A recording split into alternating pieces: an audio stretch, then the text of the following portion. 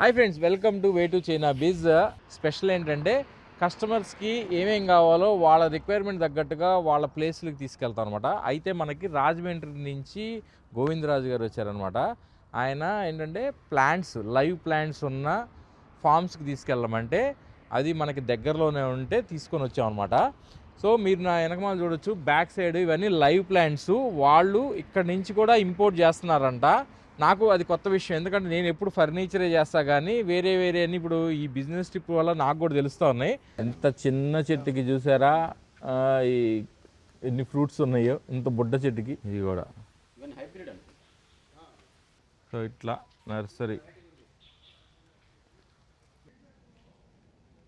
Wages చూడండి ఎన్ని ఉన్నాయో, వెరైటీస్.